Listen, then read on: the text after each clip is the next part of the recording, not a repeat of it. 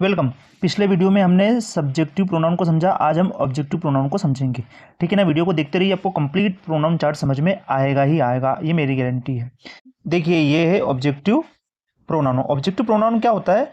Used as the object of a verb और preposition. या तो प्रीपोजिशन के बाद में लगेगा या तो वर्ब के बाद में लगेगा, तो उसे हम ऑब्जेक्टिव वर्ड कहेंगे, ऑब्जेक्टिव प्रोनाउन कहेंगे।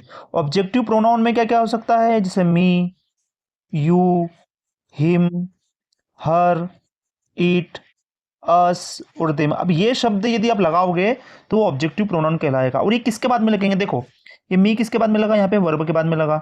यू लगा वर्ब के बाद में, हिम लगा प्रीपोजिशन के बाद में, हर लगा एक वर्ब के बाद में, इट लगा वर्ब के बाद में, अस लगा वर्ब के बाद में, और देम लगा वर्ब के बाद में। मतलब क्या हो बोला उन्होंने कि ऑब्जेक्टिव प्रोनाउन जो है या तो प्रीपोजिशन के बाद लगेगा या तो वर्ब के बाद में लगेगा। इतना क्लियर हुआ आपको? आगे बढ़ते हैं। देखिए, सेंटेंस देखते हैं। मी मतलब क्या होता है? मुझे या मेरे लिए, कुछ भी आप बोल सकते हो। सेंटेंस के हिसाब से आपको पढ़ना पड़ेगा, है ना। यू मतलब होता है तुम, सॉरी तुम मतलब तुम्हारे लिए होगा। हिम मतलब उस लड़के के लिए, हर मतलब उस लड़की के लिए, इट मतलब किसी चीज की बात हो रही है, अस मतलब हमारे लिए, देम मतलब उनके लिए। इस बात को आपको ध्यान रखना। जैसे शी कॉल्ड मी, ये शी मतलब एक लड़की, उसने कॉल मुझे किया, तो शी कॉल्ड मी, उस लड़की ने कॉल मुझे किया। तो इसमें सेंटेंस में मी का मतलब क्या आया? मुझे बोलना पड़ा आपको। शी कॉल्ड मी, लड़की ने कॉल किया किसको? मुझे। तो मुझे यहाँ पे आपको बोलना पड़ा। ठीक है ना, सेंटेंस के हिसाब से आपको बोलना बहुत जरूरी है। और ये लास्ट में लगा मी। इसमें कितने लोग हैं? मुझे मतलब क्या होता है? मैं अकेला। ठीक है ना, तो अकेला। आई सॉ यू, मैंने तुमको देखा। तो यहाँ पे यू का मतलब क्या हो गया? तुमको। हमने तुम भी देखा यू का मतलब, लेकिन यहां पे क्या हो गया? तुमको। इस बात को ध्यान रखना, वो वाला यू और ये वाले यू में जमीन आसमान का फर्क है। ठीक है ना। गिव मतलब दो, ईट मतलब कोई सी चीज है। मैंने आपको कई बार बताया कि ईट मतलब या तो जानवर या तो कोई सी चीज। तो give it to him.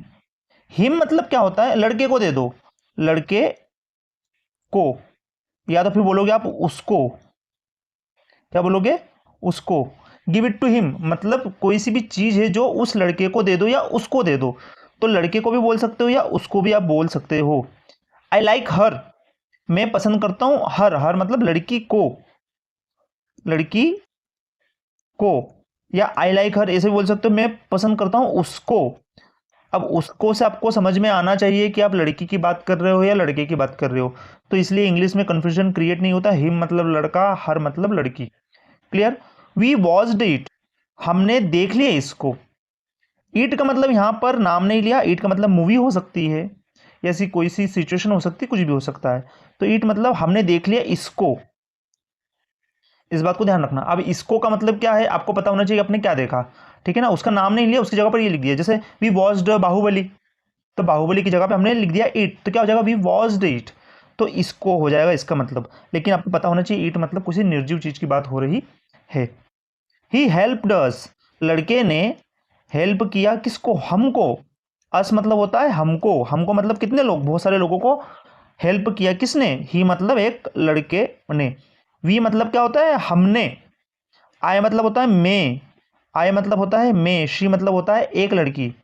They know them, ये बहुत सारे जो लोग हैं। दे मतलब होता है बहुत सारे लोग जिसमें बोलने वाला नहीं है। मतलब मैं यदि बोल रहा हूं तो मैं नहीं हूं, कोई सा दूसरा ग्रुप। दे नो हिम, वे जानते हैं उन लोगों को। मतलब कोई सा एक ग्रुप है जो किसी दूसरे ग्रुप को जानता है। क्लियर हुआ? तो यहां पे देम का मतलब क्या हुआ? उन लोगों को। उन लोगों को, या तो एक और लिख सकते हो उनको। क्लियर। तो इस प्रकार से आपको समझना बहुत जरूरी है कि मी मतलब होता है मुझे, यू मतलब होता है तुमको, है ना। हिम मतलब होता है उसको, मतलब किसी लड़के की बात हो रही है। हर मतलब होता है लड़की, तो ये उसको बोलोगे आप। ठीक है ना। इट मतलब होता है किसी चीज को, तो इसको। अस मतलब होता है हमको, देम मतलब होता है उनको। तो पिछले वीडियो में मैंने आपको सब्जेक्टिव प्रोनाउन के बारे में बताया था, इस वीडियो में मैंने आपको ऑब्जेक्टिव प्रोनाउन के बारे में बताया।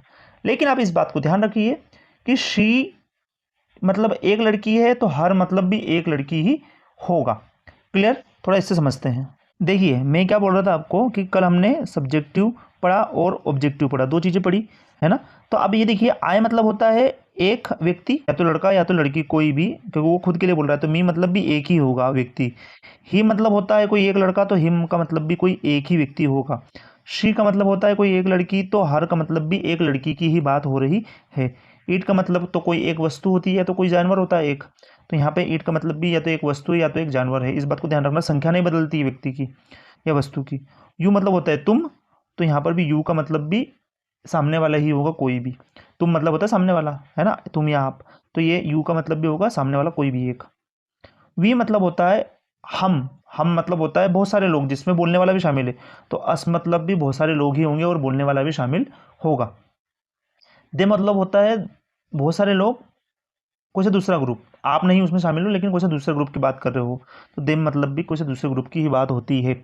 क्लियर, इस बात को आपको समझना है। अब आगे पढ़ेंगे हम पजेसिव एडजेक्टिव को, फिर पजेसिव प्रोनाउन को और रिफ्लेक्सिव प्रोनाउन को। तो वीडियो में जुड़े रहिए, देखते रहिए, आपको प्रोनाउन चार्ट क्लियर समझ में आ जाएगा। और लास्ट में हम इसको सेंटेंस भी बहुत सारे क्लियर करेंगे एज अ पीडीएफ, तो आपको क्लियर समझ में आएगा किसकी बात हो रही है किसकी बात नहीं हो रही है।